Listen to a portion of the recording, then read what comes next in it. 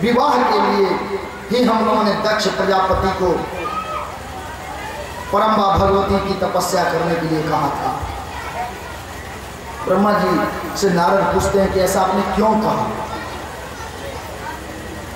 कहते हैं कि दक्ष प्रजापति का विवाह विरणी से हुआ था। असिकनी पंचजन की पुत्री असिकनी से इनका विवाह हुआ और 10,000 पुत्रों को उन्होंने जन्म दिया। जब 10,000 पुत्रों का जन्म दिया तो सभी 10,000 पुत्रों को उन्होंने कहा कि चलो अब सृष्टि के लिए तैयार हो जाओ, अपना कुल वंश बढ़ाओ। और सबने पश्चिम दिशा की ओर नारायण सरोवर पर जाकर तपस्या करने के लिए चले गए। अब नारद जी को रहा नहीं गया, शिव के माया के वशीभूत होकर नारद जी वहां गए और 10,000 असिकनी पुत्र जो दक्ष असिकनी गिरनी के पुत्र वैष्णव थे, सबको उन्होंने समझाया कि देखो तुम लोग तो बड़े भाग्यशाली हो, इस जीवन के जन्म मरण में क्या पढ़ना, अरे उसका ध्यान करो, भगवान शिव जी का ध्यान करो जो मोक्ष देने वाले हैं। क्योंकि जीवन में पड़ जाओगे तो जन्म मृत्यु शुरू हो जाएगा। अब तो 10,000 जो पुत्र उनके थे, सबको नारद जी की बात पसंद आई कि बिल्कुल बाबा ठीक कहते हैं। इसीलिए कहते हैं गांव घर में कि बाबा जी के आने का डर नहीं है, रहना नहीं देना चाहिए। पता नहीं हमारे पुत्रों को सन्यासी बना दे, तो इसलिए बाबा जी को जल्दी दरवाजा पर आने में कोई दिक्कत नहीं है, रखने में सबको दिक्कत हो जाती है। अब नारद जी 10,000 पुत्र को मोटिवेट कर दिए, उल्टा कन्विंस कर दिए, क्या इस सृष्टि के चक्कर में पड़े हो, अरे उस परम पिता परमेश्वर परम शिव जी का उपासना करो, जहां से लोग फिर वापस इस जन्म मृत्यु के बंधन में नहीं आता। बस 10,000 को इतना बढ़िया उपदेश मिला, क्या करना है। सब लग गया शिव जी का पूजा करने में और शिव जी को प्रसन्न करके सब मुक्त हो गया। दक्ष देखे कि अरे 10,000 पुत्र गया तो आया नहीं। फिर उन्होंने 1,000 पुत्रों को जन्म दिया, 1,000 पुत्र को जन्म दिया और फिर सृष्टि में लगा दिए। नारद जी को लगा कि 10,000 में सफलता मिली थी, इस 1,000 को क्यों छोड़ दे। बस नारद जी फिर पहुंचे, बाबा को बड़ा प्रणाम किया, सम्मान किया, कहा कि तुम्हारे भाइयों को भी हमने ही बुद्धि दिया था, सब मुक्त हो गया, तुम कहाँ घूम रहे हो।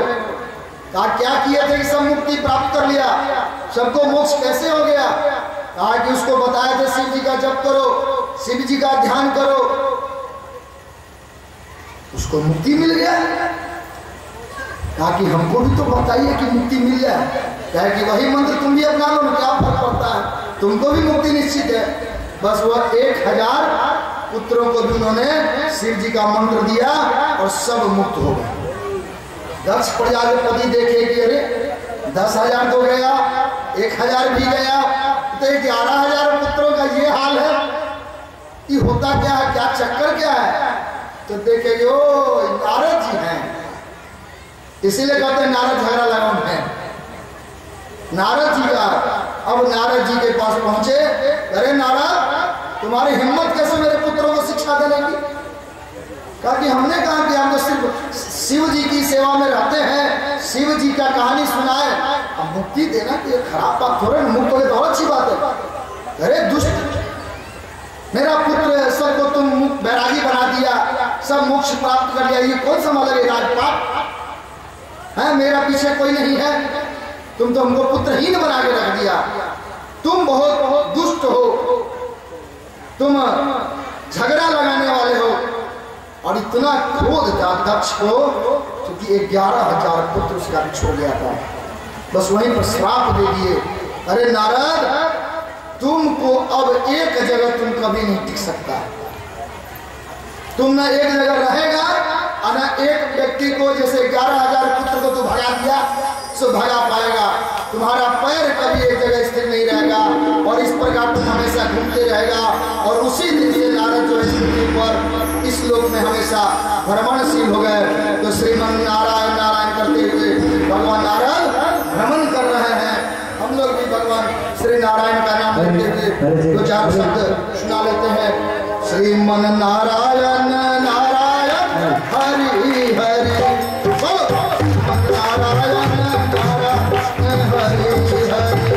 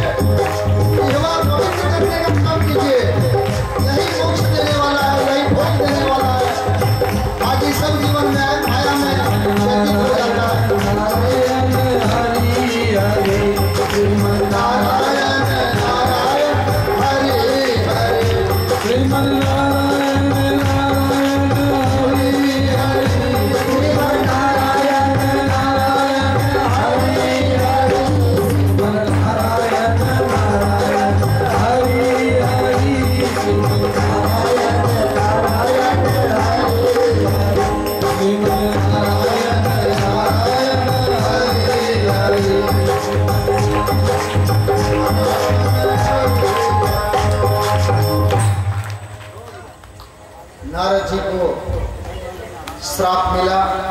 अब नारद जी यही कारण है कि एक जगह नहीं रह सकते।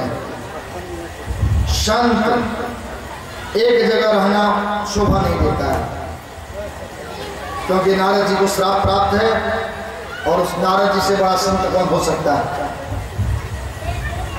जल यदि स्थिर रह गया उसमें दोष आ जाता है।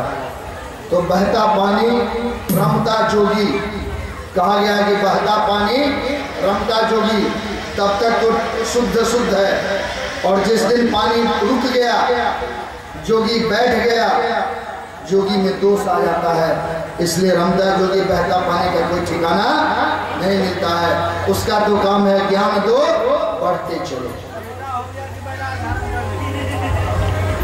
अब नारद जी कहते हैं, ब्रह्मा जी कहते हैं नारद से कि तुम्हारे द्वारा जो तुमने वैराग्य का उपदेश दे दिया, उनके 11,000 पुत्र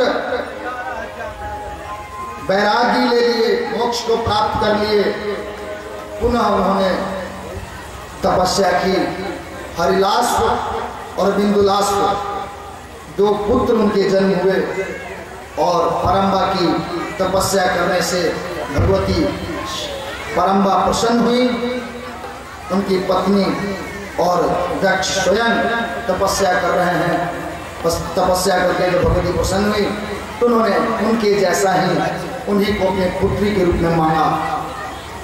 पुत्र के मांगने का तो बहुत सुने होंगे, लेकिन पुत्री भी तपस्या करके शास्त्रों में कई जगह मांगी गई है। जैसा कि मैंने अभी अभी बताया, 2 कुल की उद्धार करने वाली एक पुत्री होती है। और सामान्य जीवन में भी पीछे मुड़ के देखिए, जितनी सेवा आपकी पुत्री करेगी, पुत्र और पुत्र वधू कभी नहीं करेंगे। ये संसार का नियम है। शक्ति स्वरूप की पुत्री होती है, इसलिए पुत्रियों का जन्म देना हर्ष का विषय है, न कि दुख का। भले चाहे जितनी भी पुत्रियां हो, कोई बहाना नहीं, कोई एक्सक्यूज नहीं महाराज जी के पास। महाराज जी 5 पुत्री हो गया है, अब हम नहीं चाहते हैं, इसका विवाह कैसे होगा। मैं उन दंपति से पूछना चाहूँगा जो 5 पुत्री इसके पहले भी बहुतों के हुए हैं। कोई कुंवारी घर में बैठी हुई है किसी गांव में, किसी के 7, 8, 10 पुत्रियां हैं। किसी के घर में कोई लड़की किसी की कुंवारी बैठी हो पैसे के अभाव में, ऐसा नहीं है, कहीं नहीं है। यदि है तो हमें हमसे मिले। आज भी पुत्र निकम्मे नालायक कुंवारे रहेंगे, मिल जाएंगे हर समाज हर गांव में। पुत्री चाहे जैसी भी है, उसकी शादी हो ही जाती है।